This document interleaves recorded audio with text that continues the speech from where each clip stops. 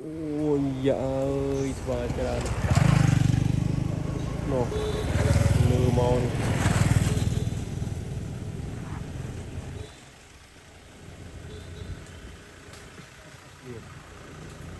hoàn không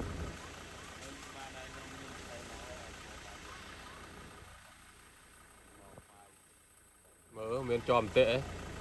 ở đây mà vô đi chán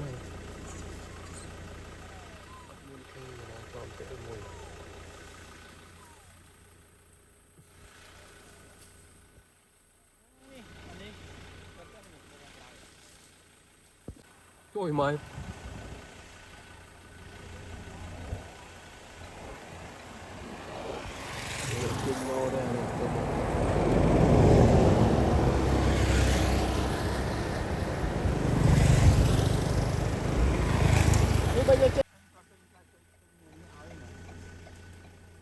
chị bó và đồng vôn mong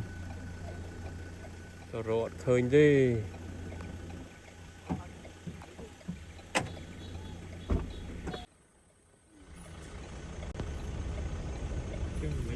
đang người lán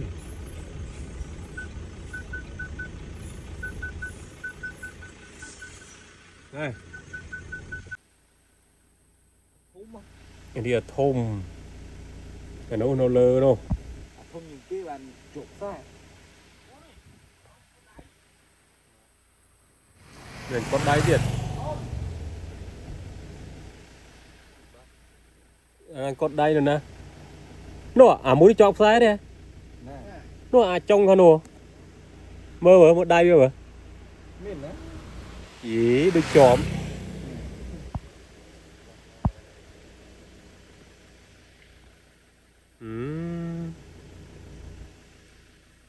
mơ cái lẽ đáy với đôi miếng là đáy thuê nhỉ không miếng nữa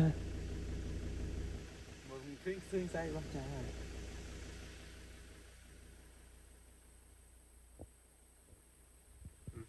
ní coi định ẩn đần nu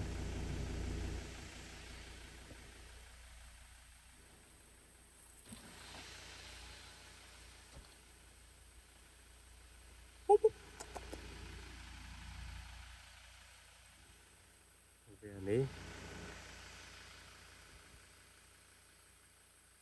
tờn cây